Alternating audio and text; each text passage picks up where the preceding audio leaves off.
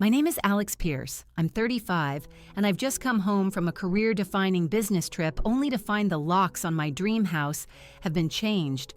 Worn out and utterly bewildered, I drove to my parents' house, where my younger brother Leo was busy showing off a gallery of photos from his extravagant vacation in Bali.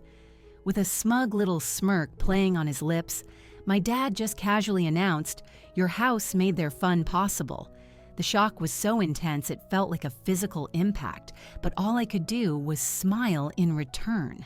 "What's so funny?" he snapped at me. If you're finding this story compelling, I'd love it if you let me know where you're watching from in the comments, give this a like, and subscribe to follow along on my journey of betrayal and a revenge they never saw coming. My name is Alexandra Pierce, a 35-year-old marketing director, and I've been entirely self-sufficient since I was 18. I grew up in a typical middle-class suburb of Denver, and I figured out pretty early on that if I wanted something in life, I was going to have to get it for myself. While my parents certainly had the financial ability to help me with my college education, they made a conscious choice to pour all their resources into my younger brother, Leo. Their justification was always the same. He just needs more of a push than you do. You're a natural self-starter. This dynamic of favoritism was cemented in our family long before I had the words to call it what it was. Throughout high school, I juggled 3 jobs just to build up a college fund. My days started with pre-dawn shifts at a local coffee shop, then evenings waiting tables at a diner, and my weekends were spent folding clothes at a retail store. My parents would praise my strong work ethic, but never once offered a single dollar to help. In the meantime, Leo got a shiny new convertible for his 16th birthday and an allowance with no strings attached, which he promptly wasted on the latest video games and throwing parties. Despite this glaring disparity, I tried to maintain a good relationship with them. I held on to this sliver of hope that one day they'd finally see my accomplishments and celebrate them with even half the excitement they showed for every minor thing Leo managed to do. That hope, as I would later learn, was completely and utterly misplaced. Leo, who's now 28, has never managed to hold down a real job. His entire work history is a patchwork of short-lived gigs that he always quit because he felt they were beneath him or too stressful. Each time he failed to launch into adulthood, my parents were right there to cushion the fall with understanding words and a wide-open checkbook. They paid his rent when he was let go for consistently showing up late. They cleared his credit card debt when he maxed it out on designer clothes he couldn't afford. They even funded a short-lived venture into podcasting about the luxury lifestyle, a project he gave up on after just 3 episodes. My brother simply got used to having his problems magically solved by our parents. He never had a chance to build the kind of resilience or sense of responsibility that only comes from actually facing the consequences of your own actions. When his girlfriend of 6 months broke up with him over his sheer immaturity, my parents treated it like he'd suffered some unimaginable loss, consoling him for weeks. After I graduated from college with honors, I landed an entry-level job at a marketing agency. While all my new colleagues were constantly complaining about their massive student loans, I didn't have any. But that was only because I had worked myself to the point of collapse for 4 straight years, taking on the maximum course load each semester just to graduate early and save on tuition. The pride I felt in that achievement was immediately undercut when my father remarked, "You were just lucky to find those jobs. Not everyone gets those kinds of advantages." For the next 5 years, I lived in a tiny, cramped apartment, saving every penny I could for a down payment on a house. I packed my lunch for work every single day, said no to most social invitations, and meticulously tracked every dollar. When I finally scraped together enough, I started the hunt for my perfect home. The house I found was a beautiful 2-story Victorian in a quiet, established neighborhood, the kind with ancient oak trees creating a canopy over the street. Built in the 1950s, it had a soul and character that you just don't find in modern cookie-cutter developments. It had wide plank hardwood floors, a classic brick fireplace, and huge bay windows that flooded every room with beautiful natural light. The backyard was surprisingly spacious, with a small, neglected garden that instantly reminded me of the one my grandmother Eleanor had so lovingly cared for. That particular detail meant the world to me. My grandmother had been my safe harbor throughout my childhood. Whenever the blatant favoritism at home got to be too much to bear, I'd ride my bike the 3 miles to her house. She would always greet me with a plate of warm, freshly baked cookies and her unwavering support. "You're so much stronger than you realize, Alex," she would tell me, "and one day that strength is going to be your greatest asset." This house, being so close to her old neighborhood, felt like I was keeping a piece of her with me, even though she had passed away 3 years prior. The day I signed the closing papers, I could almost feel her presence, like she was giving me a nod of approval. This wasn't just a financial milestone for me. It was a powerful symbol of my independence and my ability to overcome. When I invited my family over to see my new home, their reactions were as dismissively predictable as ever. My mother's first comment was about how much work it was going to need. My father immediately questioned if I'd overpaid, and Leo, who had never cooked a single meal for himself, had the audacity to laugh at the outdated kitchen. "Must be nice to be so lucky," he said with a little smirk, as if my years of relentless hard work and sacrifice had nothing to do with it. For the next 2 years, I poured my heart, soul, and savings into that house. I painted every single room myself, spent weekends restoring the original hardwood floors, and planted a garden full of the same flowers my grandmother would have adored. It became my sanctuary, the physical embodiment of my journey to self-sufficiency. Then, the opportunity of a lifetime came up at work. A 2-week business trip to Tokyo, where I would be pitching our new marketing campaign to major international clients. My boss was very clear. If I nailed this, a big promotion was waiting for me. The timing was far from perfect.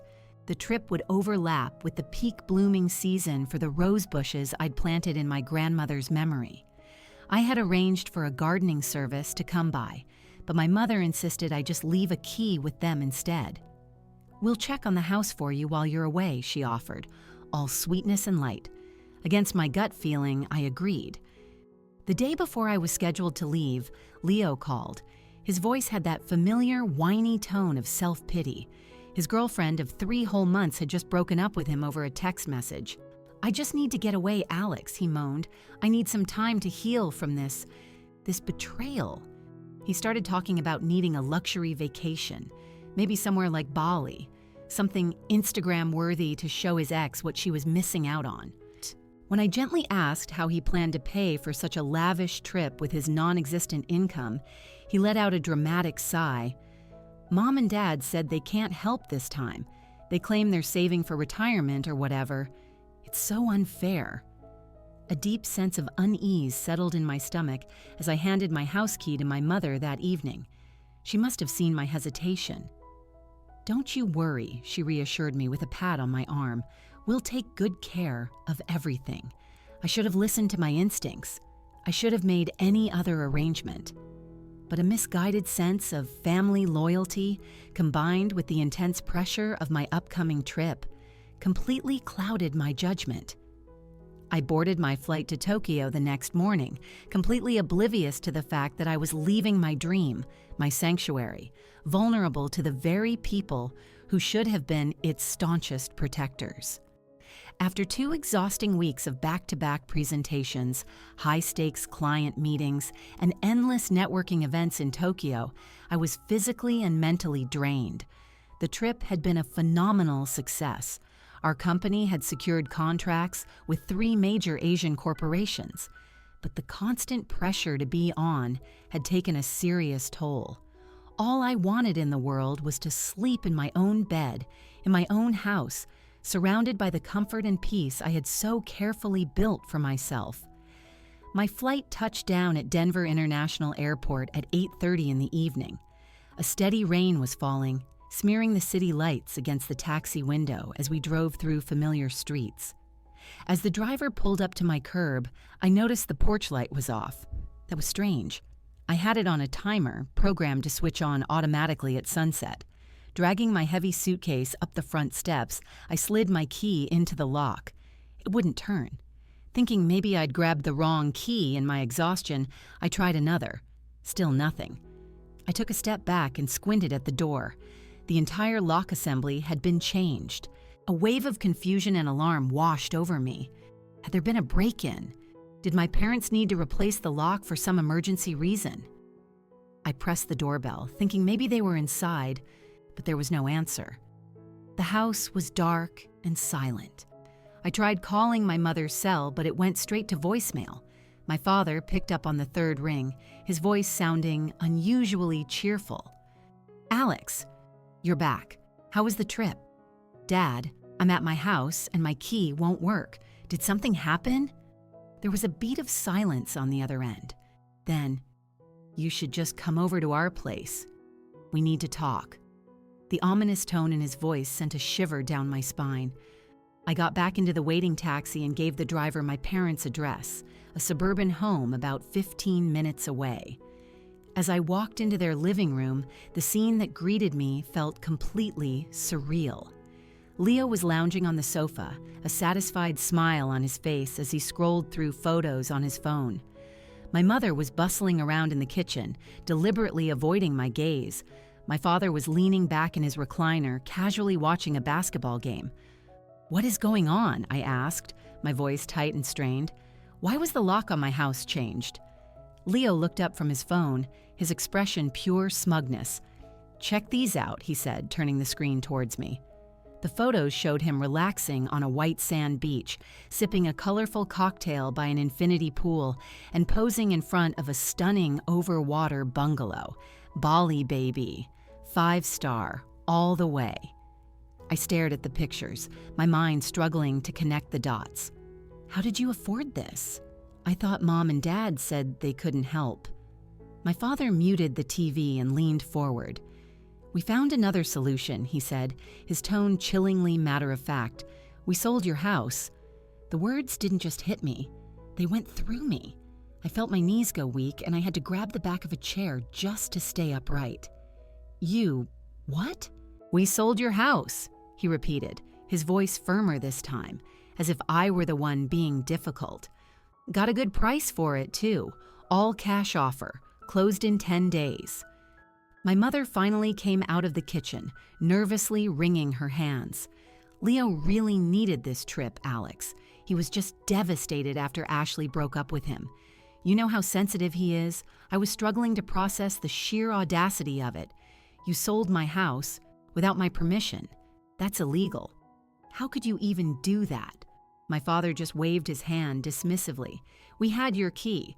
We found the paperwork in your home office. The rest was just details. Details? You mean fraud? My voice was rising with disbelief. Leo, showing absolutely zero remorse, chimed in. The resort was incredible. We had a private butler, unlimited spa treatments, even an underwater restaurant. I really needed this, Alex. You have no idea how hard that breakup was on me. A storm of rage and disbelief was raging inside me, but I forced myself to stay outwardly calm. So you committed fraud, sold my house without my knowledge or consent, and then used the money to pay for a luxury vacation. My mother's expression immediately turned defensive. Well, not all of it went to the vacation. We needed a new car, too. And Leo deserved something nice after everything he's been through. Everything he's been through? I echoed, my voice dripping with incredulity. A 3-month relationship ending is your justification for stealing my house? The house I worked 3 jobs to save for? The house I spent 2 years renovating with my own hands? My father's face hardened. Don't be so dramatic. You can always buy another house. You're doing well at your job. Besides, we're your parents. We know what's best. What's best? You think stealing from your own daughter is what's best? We didn't steal, my father said firmly. We redistributed family resources to where they were needed most. Leo needed healing. You were too attached to that house anyway. Too attached? It was my house. My father leaned back in his chair, a cruel smirk forming on his lips. Well, not anymore. He gestured towards Leo, who was already back to admiring his vacation photos. "Your house paid for their fun." In that precise moment, something inside me broke. The shock and the white-hot anger receded, replaced by an unsettling, icy calm. I felt the corners of my mouth lift into a smile. My father noticed. "What's so funny?" he snapped. "What could you possibly be smiling about?" I just shook my head, my smile never wavering. "I have to go. Where are you going?" My mother called after me, her voice laced with confusion. "To make a few phone calls," I replied, my voice perfectly steady. "Enjoy your evening." As I shut the front door behind me, I could hear Leo asking, "What's her problem? She can just buy another house." Little did they know, their greedy, thoughtless actions had just set in motion a chain of events that would shatter our family forever, and not in the way they imagined. I drove through the rain-slicked streets, my vision blurred by tears, until I pulled up to the apartment complex where my best friend, Chloe, lived. Ever since college, Chloe had been my rock, the sister I was never given but desperately needed. Her lights were on, even at this late hour, and she opened the door in her pajamas, her sleepy confusion instantly turning to deep concern. "Alex? What happened?" She pulled me inside, taking my rain-soaked coat. I just collapsed onto her couch, the full weight of the situation finally crashing down on me. Through heavy sobs, I explained everything my family had done. Chloe listened, her expression shifting from wide-eyed disbelief to pure, unadulterated outrage. "They sold your house? Without your consent? For a vacation?" Her voice got louder with each question. "That's not just messed up, Alex, that's a crime. We need to call the police right now." I took a deep, shaky breath, trying to regain some semblance of composure. "There's something else, Chloe. Something about the house that they have no idea about." Chloe sat down beside me, her brow furrowed in confusion. "What do you mean?" My mind drifted back to my grandmother, Eleanor, the one person in my entire family who had ever truly seen me and valued me for who I was. While my parents poured their attention and resources into Leo, Grandma Eleanor had invested in me, not with money, but with an unwavering belief in my potential. "Do you remember my grandmother?" I asked. Chloe nodded. "Of course. She was amazing. She always had those incredible chocolate chip cookies for us in high school and never forgot to ask about my latest art project. She was the only one who ever put me first," I said softly. "The only one who really saw how my parents treated me compared to Leo." I could vividly picture Grandma Eleanor in her garden, dispensing wisdom along with her homegrown tomatoes. "Family is supposed to lift you up, Alex, not tear you down," she used to say. "You remember that. You deserve a love that doesn't come with a list of conditions." 3 years before I bought my house, Grandma Eleanor had passed away peacefully in her sleep. But what very few people knew was that before her death, she'd created a private trust and named me as the sole beneficiary. She had been incredibly careful to keep the entire arrangement a secret from my father, her own son, because he had a history of borrowing large sums of money from her that he never paid back. "The house," I explained to Chloe, "it's not technically mine, at least not in the way they think." Chloe looked completely baffled. "What are you talking about?" "I'm the listed owner on the deed, yes, but I'm actually the trustee of my grandmother's estate. The house was purchased using funds from a trust she set up before she passed away." "Wait," Chloe said, her mind working to process the information. "So the house belongs to a trust, not directly to you?" I nodded. "Exactly." Grandma knew how my father operated. She knew he'd taken advantage of her financially in the past, so she structured a trust with some very, very specific conditions. And the main one is that if any family member ever tries to misappropriate assets from the trust, they automatically forfeit all their inheritance rights. Chloe's eyes widened in realization. So, by selling the house, they violated the terms of the trust. "I can confirm that," I said, "and there's more." I had a feeling something like this might happen. My dad had been asking too many questions about the house's value before I left. Leo was a little too interested in how much equity I'd built up. "What did you do?" Chloe asked, leaning in. "I installed security cameras before I left for Tokyo, hidden ones, all connected to cloud storage. I have video evidence of them letting themselves into my house, going through my private papers, meeting with a realtor, and even forging my signature on the sale documents." Chloe just stared at me, completely amazed. "You actually thought they would try something like this?" I let out a heavy sigh. I hoped they wouldn't. But growing up with them for 18 years taught me to always be prepared for the worst. My grandmother taught me that too, in her own way. She always said, trust should be earned, not just given, even to family. Chloe reached for her phone. "We're calling the police. This is an open and shut case of fraud." I put my hand on hers to stop her. "Not yet. I need to talk to my grandmother's lawyer first. There's a process for this. The trust has specific protocols. They are not getting away with this." As the initial shock began to wear off, it was replaced by a cold, steely determination. My grandmother had protected me, even from beyond the grave. She had prepared for a betrayal that she must have sensed was possible. I was not going to let her down. "Tomorrow?" I said, my voice finally steady since I'd discovered the truth. "Tomorrow, I'm contacting Mr. Davies, my grandmother's lawyer. He has all the trust documents, and then we're going to make a plan." Chloe nodded, her expression fierce with loyalty. "Whatever you need, Alex, I'm here. Those three have absolutely no idea what they've just done, do they?" "No," I replied, a grim smile forming on my face. "They think they just sold a house. They don't realize they just sold their entire futures." As I settled into Chloe's guest room that night, exhaustion finally washing over me, I felt my grandmother's presence more strongly than ever. "I'm going to make this right, Grandma," I whispered into the darkness. "I promise." The next morning, I woke up with a clear sense of purpose. Despite the crushing jet lag and emotional exhaustion, I was ready to fight.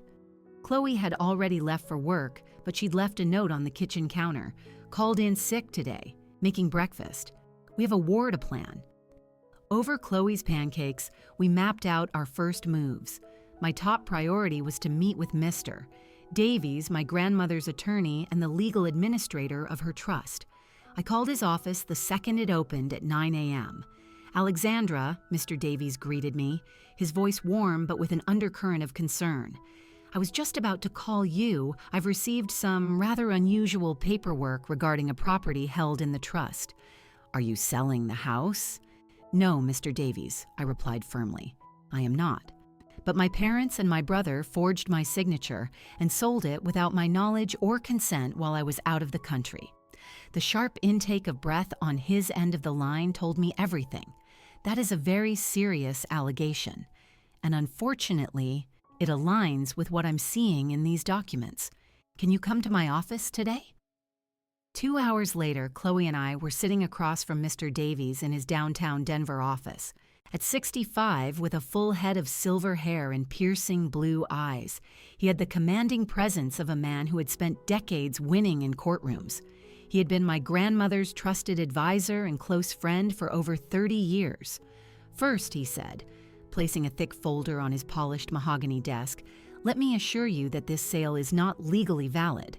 As the trustee, you are the only person authorized to sell assets held in the trust. Any transfer of property without your legitimate signature is fraudulent."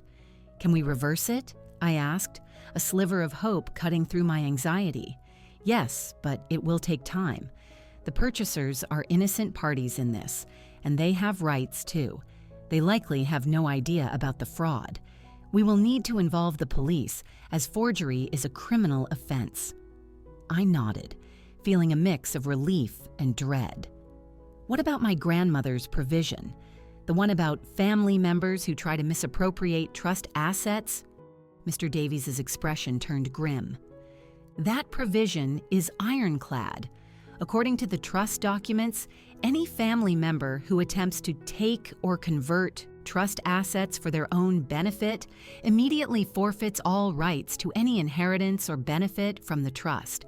Based on what you've told me, your parents and your brother have unequivocally triggered this clause. Chloe leaned forward. What does that mean exactly? It means, mister, Davies explained, that they are now completely excluded from any future distributions from the trust, and the trust contains far more than just the house. This was news to me. What do you mean? Your grandmother was an exceptionally shrewd investor, Alexandra. The house was purchased using only a portion of the trust's assets. There are substantial additional funds that were scheduled to be distributed on your 35th birthday, with smaller portions designated for your parents and brother, provided they respected the terms of the trust. My heart sank. So they've lost their inheritance too, on top of stealing my house? I'm afraid so, Mr. Davies confirmed. Your grandmother anticipated something like this might happen. She had experienced similar behavior from your father during her lifetime. I suddenly remembered my grandmother's quiet warnings about my father's deep-seated sense of entitlement, how he had repeatedly borrowed money from her, always with a fresh excuse for why he couldn't pay it back, how he had once tried to convince her to refinance her own home to fund one of his failed business ventures. What do we do now? I asked. Mr. Davies laid out a comprehensive plan. First, we would file a police report for the forgery and fraud. Then we would contact the title company and the new homeowners to explain the fraudulent nature of the sale. Finally, we would formally invoke the trust's forfeiture provision and document my family's violation. This process will take time, he cautioned, and it will not be pleasant. Are you prepared for that? I thought about my parents' smug faces, about Leo's casual dismissal of my years of hard work. Yes, I replied without hesitation. I'm ready. Our next step was to identify and contact the buyers of my house. Through Mr. Davies' legal channels, we learned they were a young couple, the Millers, who had just relocated to Denver for work. They had been told I was selling quickly due to an abrupt job transfer and had never met me in person. All their communication had been with my representatives, my parents. With Mr. Davies present for legal guidance, I called the Millers to explain the terrible situation. Their shock and distress were palpable. We had no idea, Mrs. Miller said, her voice shaking. We thought everything was legitimate. We've already started renovations. This is not your fault, I assured them. You are victims in this too. My attorney will work with your legal counsel to make this right. Mr. Davies explained that they would be fully compensated for all their expenses and inconvenience. The Millers readily agreed to cooperate with the investigation, providing us with copies of every document and email they had received. Next came the police report. At the station, Detective Miller listened intently as I laid out the entire situation, her expression hardening as she reviewed the video evidence from my security cameras. The footage was damning. It clearly showed my father and Leo entering my home office, rifling through my desk, and later meeting with a real estate agent in my living room.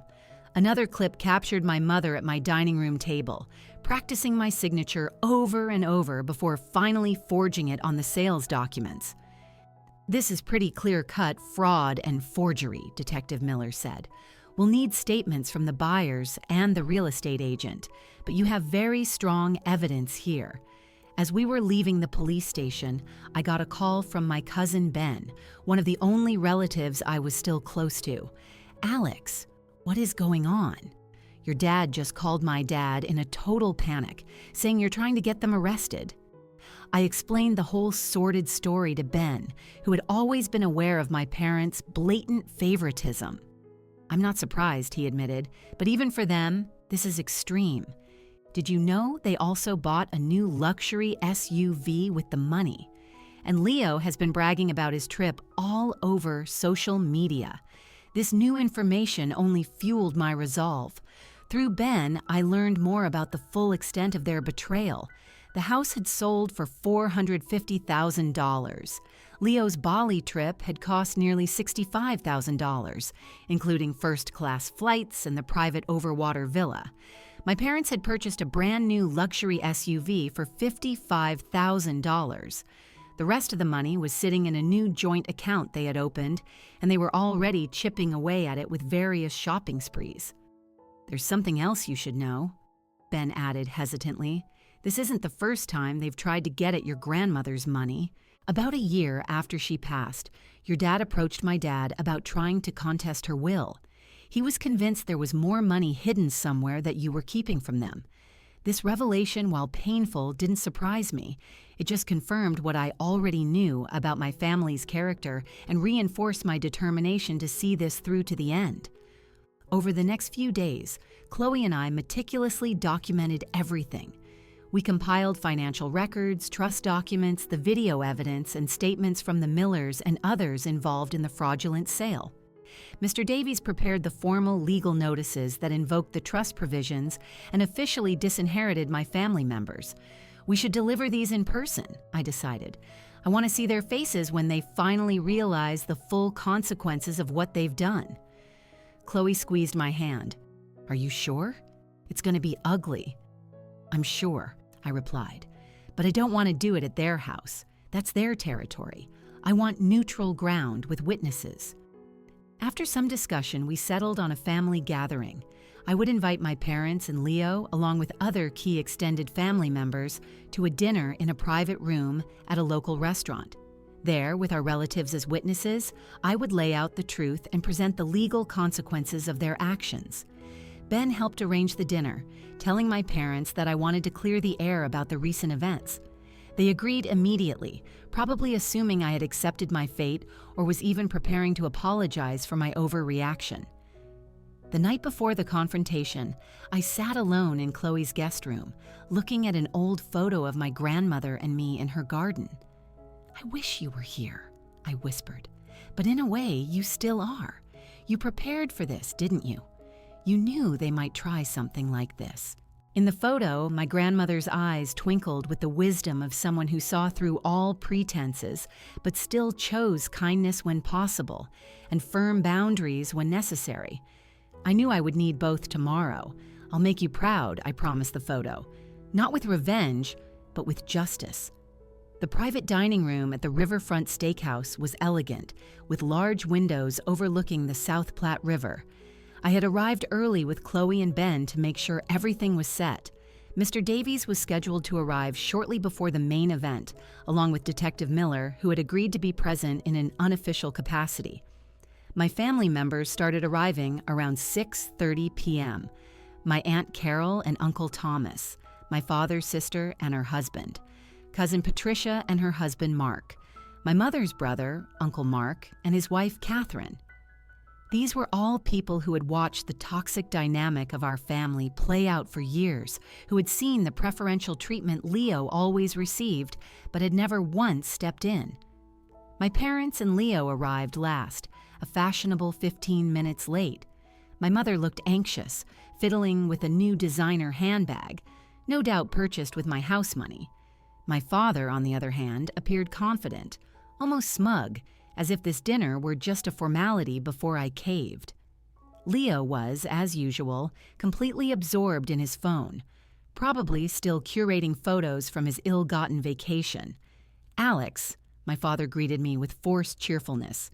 "Good to see you've calmed down. A family dinner is a lovely idea." I kept my expression carefully neutral. "Thank you all for coming. Please, let's eat first. We can talk after dinner."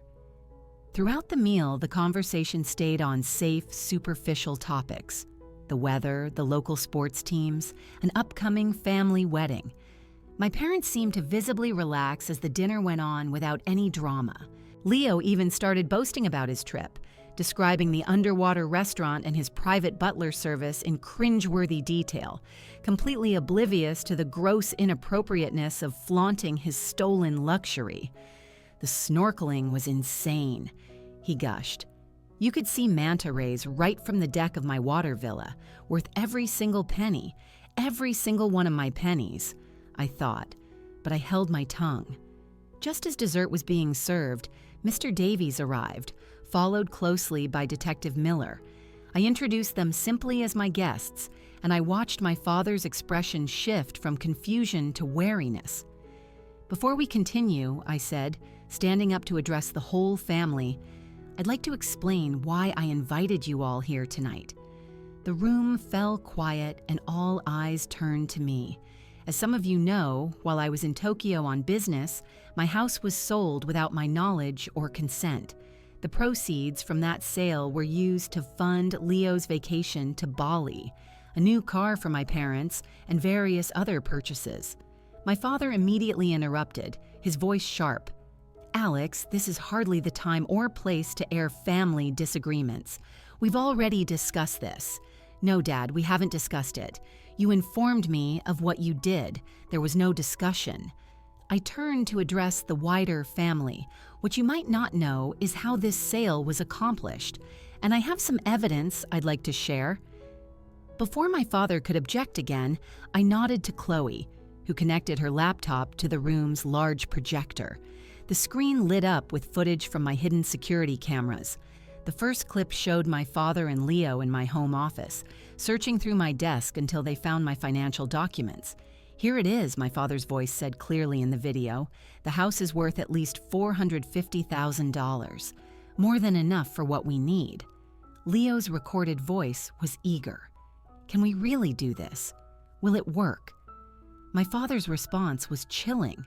"Trust me, she'll never know until it's too late. And by then, what can she do?" The next clip showed my mother at my dining room table, practicing my signature over and over on a notepad, before finally signing my name on official-looking sales documents. My father stood over her shoulder, directing her. "Make the A more looped. She does that little flick with the final E." The room had gone completely silent. My relatives were watching in shocked disbelief. My mother's face had drained of all color. My father's jaw was clenched so tight I thought it might break. "Turn that off," he demanded, his voice low and menacing. "This is a private family matter." "Fraud isn't private, Dad. It's criminal." I gestured towards Detective Miller. "This is Detective Miller from the Denver Police Department. She is investigating the fraudulent sale of my home." My father's confident facade finally started to crack. "This is ridiculous. We're your parents. We had every right." "No," I said firmly. "You did not. And there's something else you should all know about that house." I nodded to Mr. Davies, who stepped forward. "I am Theodore Davies, attorney at law," he introduced himself. "I represented Eleanor Collins, Alexandra's grandmother, and I am the administrator of her trust." My father's expression shifted from anger to confusion. "A trust? What does this have to do with my mother?" Mr. Davies continued, his voice calm and professional. "The house was not owned directly by Alexandra. It was purchased through a trust established by Mrs. Collins before her death. Alexandra is the trustee and the primary beneficiary of that trust." I watched as understanding slowly dawned on my father's face. Leo just looked confused, glancing back and forth between our father and Mr. Davies. "What does that mean?" Leo asked. "It means," I explained, "that the house was never legally mine to sell. It belongs to Grandma's trust. And more importantly, Grandma included a very specific provision in her trust regarding family members who might try to take advantage of it." Mr. Davies removed several documents from his briefcase. The Eleanor Collins Trust explicitly states that any family member who attempts to misappropriate, convert, or otherwise interfere with trust assets immediately and irrevocably forfeits all rights to any distribution from the trust. My mother gasped. "What does that mean, Robert?" she asked my father, her voice trembling. Mr. Davies answered before my father could formulate a lie. "It means that by fraudulently selling trust property, you, your husband, and your son have forfeited all inheritance rights under the trust. This includes the scheduled distribution that would have occurred on Alexandra's 35th birthday." "What distribution?" my father demanded. "What are you talking about?" "Your mother was a very shrewd investor, Mr. Pierce," Mr. Davies explained. "The house represented only a portion of the trust's total assets. There were additional funds to be distributed to family members, including substantial amounts designated for you and your son. provided you respected the terms of the trust.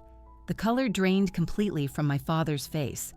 "How much?" he asked, his voice hoarse. $250,000 each, Mr. Davies replied. My Aunt Carol had her hand over her mouth. Uncle Mark was just shaking his head in disbelief. "You can't do this," my father said, his voice no longer confident, but pleading. She was my mother. That money should have come to me directly in the first place. "Your mother disagreed," Mr. Davies replied simply, and she had her reasons, which these events have unfortunately validated. My mother turned on my father, her voice shaking with rage. "You said this would be simple. You said there would be no consequences. Now we've lost everything." Leo then rounded on both of them. "This is your fault. You said she'd never find out. You said the house was legally hers to sell." Watching them turn on each other, I felt no satisfaction, just a profound, hollowing sadness. This was my family, the people who should have protected and supported me, now laid bare in their true, greedy nature. Detective Miller stepped forward. "Mr. and Mrs. Pierce, Leo Pierce, I'm going to need you to come down to the station to provide formal statements regarding the fraudulent sale and forgery charges." "Are we being arrested?" my mother asked, panic rising in her voice. "Not at this time," Detective Miller responded. "But this is a serious criminal matter that will require a formal investigation." My father made one last desperate attempt. Alex, you can't do this to your family. We raised you. We put a roof over your head. You owe us." The room fell silent as every eye turned to me, waiting for my response. I took a deep breath, steadying myself before I spoke. "I owed you respect, and I gave it, even when you showed none for me. I owed you gratitude for the basic duties of parenthood you fulfilled, and I gave that too. But I never owed you my house, my financial security, or my future, and I certainly never owed you the right to commit crimes in my name." I turned to address our extended family. I didn't bring you all here for sympathy or to pick sides. I brought you here as witnesses to the truth, so there can never be any misrepresentation of what happened here tonight. This wasn't a misunderstanding or a simple family disagreement. It was fraud, forgery, and theft. My Aunt Carol spoke up, her voice quiet but firm. "Robert, how could you do this? To your own daughter?" My father had no answer. The confident, controlling man who had dismissed my achievements and justified his favoritism for decades now stood utterly silent, his deception completely exposed. As Detective Miller escorted my parents and Leo toward the door, my cousin Patricia came up to me. "Alex, I am so sorry. We all saw how they treated you growing up, but none of us ever said anything. We should have." One by one, my other relatives came over to express similar sentiments. Years of silent observation finally giving way to acknowledgement. It wasn't enough to erase the past, but it was something, a recognition that what had happened to me was not right. When everyone had left except for Chloe, Ben, and Mr. Davies, I finally allowed myself to feel the full weight of the evening. "It's really over, isn't it?" I asked, more to myself than to anyone else. "The legal process is just beginning," Mr. Davies cautioned gently. "But yes, in many ways this chapter is closing. Your grandmother would be very proud of how you handled yourself tonight." As we left the restaurant, I looked up at the clear night sky, feeling both lighter and heavier at the same time. The burden of pretending was gone, but the reality of what my family had done and who they truly were had settled in its place. It was a painful truth, but it was the truth nonetheless, and the truth, however difficult, was the foundation on which I would begin to rebuild. The weeks that followed the confrontation were a whirlwind of legal proceedings, emotional processing, and practical hurdles. Detective Miller's investigation into the fraud and forgery moved quickly. The case the district attorney built was exceptionally strong, thanks to the crystal clear video evidence and meticulous documentation.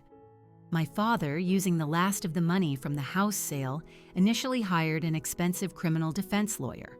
But his defense strategy completely fell apart when the lawyer reviewed the evidence and strongly advised him to seek a plea deal.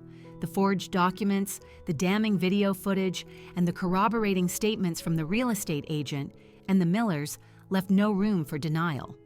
3 weeks after our dinner, my father accepted a plea agreement. He was sentenced to 2 years of probation for fraud and forgery, ordered to pay substantial restitution, and required to perform 500 hours of community service. My mother, having been the one to physically forge the signatures, received similar terms with slightly less community service. Leo, while not directly involved in the forgery itself, was charged as an accessory and with receiving stolen property.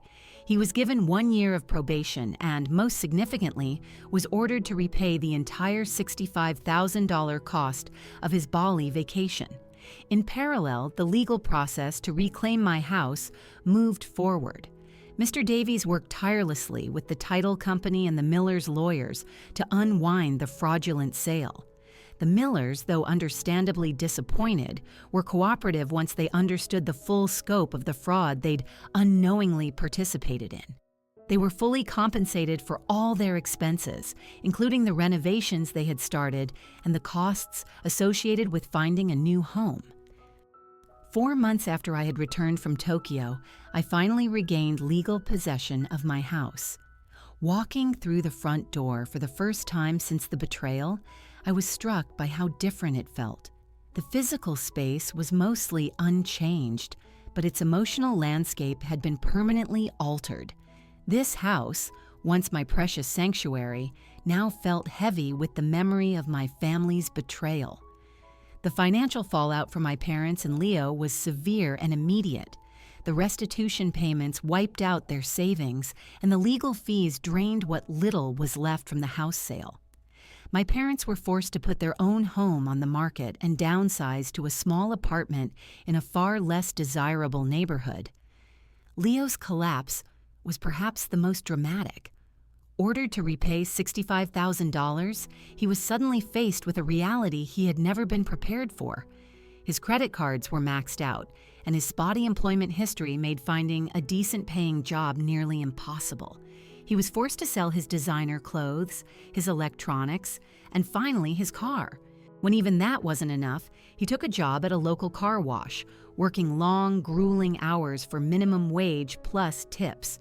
The irony of him scrubbing luxury vehicles like the one his parents had bought with my money was not lost on anyone, least of all, Leo himself.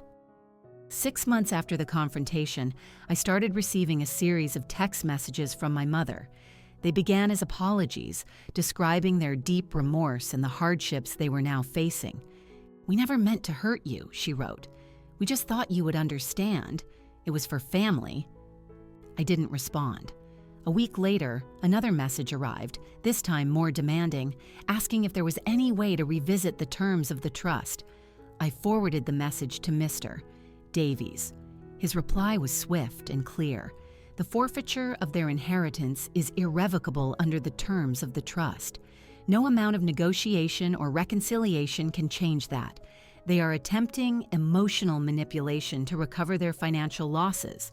Our extended family's reaction to the scandal evolved over time. Initially, there was shock and some awkward attempts by a few relatives to mediate or encourage forgiveness. But as the full extent of their deception became common knowledge, attitudes shifted. My parents and Leo found themselves increasingly isolated at family gatherings. Their narrative of being the victims of my overreaction gained no traction when faced with the hard evidence of their actions. My Aunt Carol, who had witnessed my father's entitled behavior since they were children, confided in me that this incident had simply confirmed patterns she had observed for decades. "Your father has always believed he deserved more than he earned," she told me, and Leo just learned that same lesson a little too well. The collapse of my family's standing went beyond just financial and legal consequences. Their reputation in the community, built on my father's carefully cultivated image as a successful consultant and devoted family man, crumbled as word of the fraud spread. Former friends grew distant. Social invitations dried up. My father's consulting clients, uncomfortable with his criminal conviction, quietly took their business elsewhere. Leo, once the golden child who could do no wrong, was ostracized by former friends who had only enjoyed his company when he was flush with stolen cash. His social media accounts, once a showcase for his luxury vacation, now sat dormant as he worked long hours to make the minimum payments on his restitution debt. Throughout this period, I was wrestling with a complex and often contradictory mix of emotions. There was a sense of vindication in seeing justice served, but also a deep, profound grief for the family relationships that had been irrevocably broken, or perhaps more accurately, finally revealed for what they truly were. I felt anger alongside relief, sorrow alongside freedom. Chloe and Ben remained my steadfast supports, providing a bedrock of emotional stability when the legal and practical challenges felt overwhelming. Chloe insisted I stay with her until I felt truly ready to return to my house. Ben kept me updated on family matters without ever pressuring me to reconnect with my parents or Leo. 8 months after the confrontation, I started seeing a therapist specializing in family trauma. Dr. Melissa Torres helped me navigate my conflicting emotions and begin the difficult process of redefining my understanding of family. What you're experiencing is a form of complicated grief, she explained during one session. You are mourning the loss of the family you deserve to have, while simultaneously processing the betrayal of the family you actually had. This framework was incredibly helpful. It helped me make sense of my seemingly random reactions, the sudden flashes of anger during mundane activities, the unexpected tears while grocery shopping, the feeling of relief that sometimes felt uncomfortably close to guilt. When I finally felt ready to move back into my house, nearly a year after the confrontation, I approached it as a reclamation project. I repainted every room, replaced the flooring in the areas my family had walked most frequently, and completely redesigned the garden with new plants that had no association with the past. Chloe helped me sage the house, a ritual cleansing she insisted would clear out the negative energy. While I was skeptical of the metaphysical claims, the symbolic act of purification resonated deeply with me. Room by room, we moved through the house, declaring it reclaimed and renewed. As the physical transformation progressed, I felt an internal shift as well. The house was becoming mine again, not just legally, but emotionally. The shadows of the betrayal began to recede, not disappearing entirely, but losing their power to disrupt my peace. One afternoon, as I was planting new rose bushes in memory of my grandmother, I had a profound realization.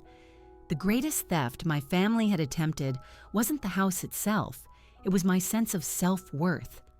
By treating my years of hard work and sacrifice as something they could casually appropriate for themselves, they had tried to reinforce a lifetime of messaging that my achievements were less valuable than Leo's needs.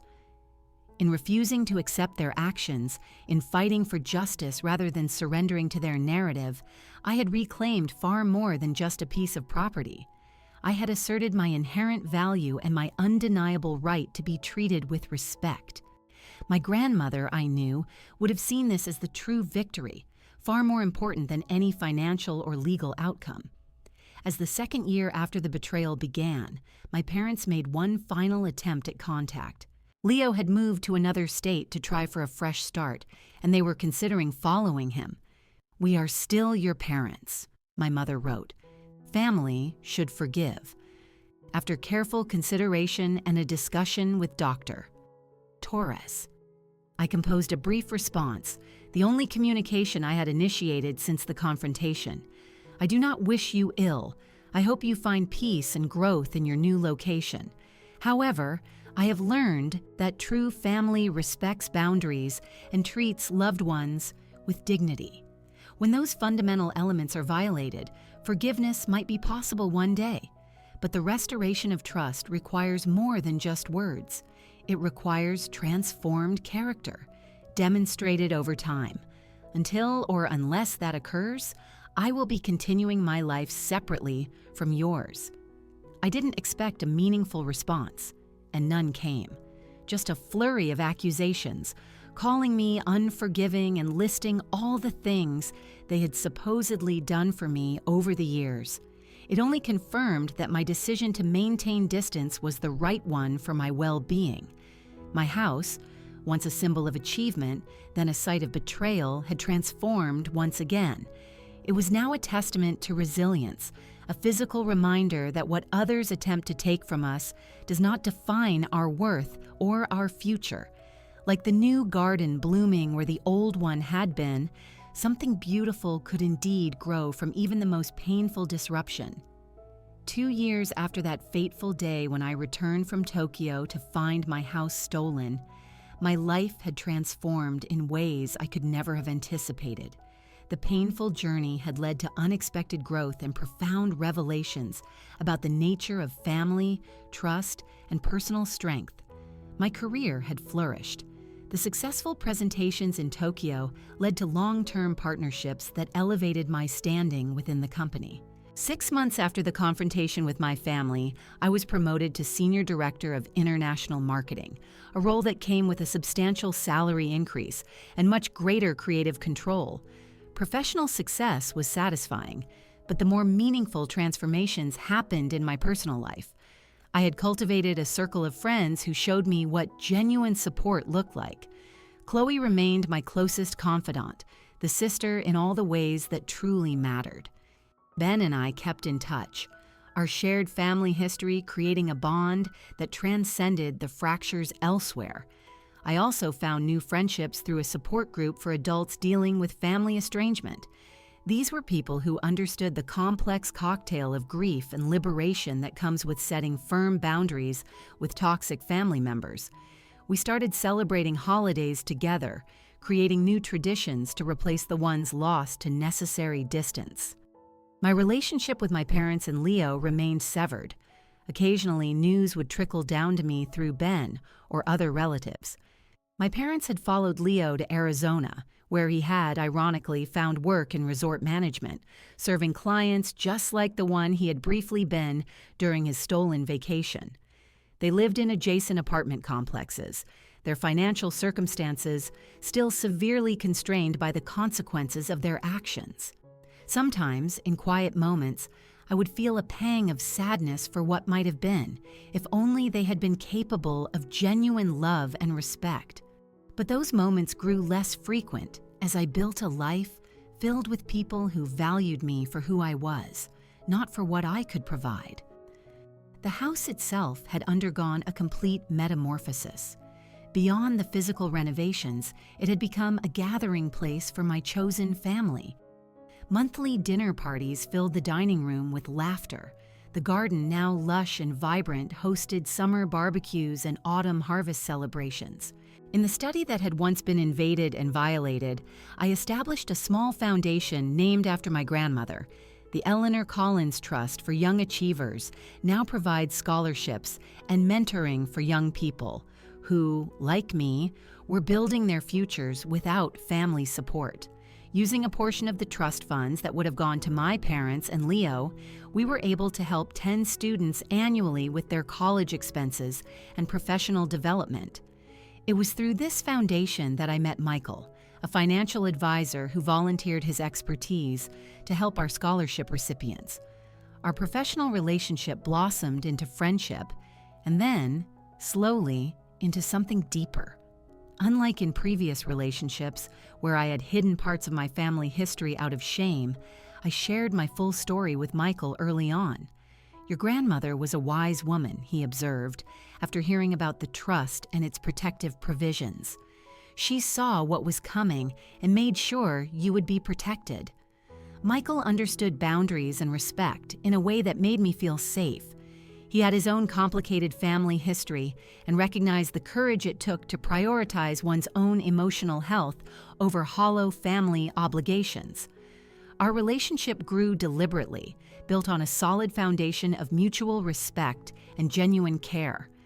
As the second anniversary of the confrontation approached, I found myself reflecting on the journey with a new clarity. The pain hadn't vanished, but it had transformed into wisdom.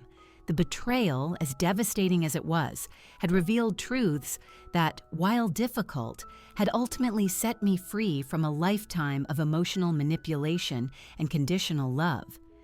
Sitting in my garden on a warm summer evening, I opened my grandmother's journal, a treasure I had discovered while working with Mr. Davies on the trust matters. An entry she had written 30 years earlier seemed to speak directly to this moment. Love should never require the diminishment of self. True family lifts you higher, sees your light, and helps it shine brighter. Those who would dim your light to make theirs seem more special are not acting from love, regardless of what they claim. Remember, Alex, you always have the right to step away from the shadows and into the sunshine. Those words perfectly captured the most profound lesson of my journey. Family wasn't defined by blood, but by consistent actions that demonstrated respect, support, and genuine care. My true family were the people who celebrated my successes without jealousy, supported me through challenges without judgment, and loved me without conditions. I had learned to tell the difference between obligation and genuine connection, between manipulation disguised as love and authentic care that expected nothing in return. This discernment had allowed me to protect my well-being while opening my heart to relationships that nurtured rather than depleted me. Perhaps most importantly, I had discovered that resilience isn't about pretending harm never occurred. It's about acknowledging the wounds while refusing to be defined by them.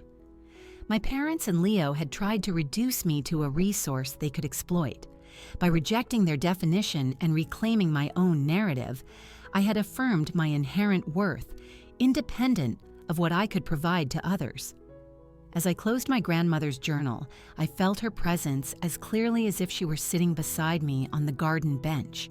Her legacy wasn't just financial security, it was the wisdom to recognize true family and the courage to create it where it didn't naturally exist. The house that had been the center of such betrayal had become a sanctuary again, not because the painful events were erased, but because they had been integrated into a larger story of growth. Every room now held new, happy memories that outweighed the old. Sometimes family isn't who we are born to, but who we choose to become through our actions and the relationships we nurture. Sometimes, the greatest gift in betrayal is the clarity it brings. And sometimes, the most profound healing comes not from forgetting the pain, but from using it as a foundation to build something beautiful and authentic. Have you ever had to set boundaries with family members who cross the line? How did you handle the difficult balance between family obligation and self-respect? I would love to hear your stories and perspectives in the comments below. And if this story resonated with you, please consider subscribing and sharing it with someone who might need to hear that standing up for yourself isn't selfish, it's necessary. Thank you for listening to my journey, and remember that sometimes the family we create is more nurturing than the one we are given. Wishing you all the strength to recognize your worth and the courage to protect it.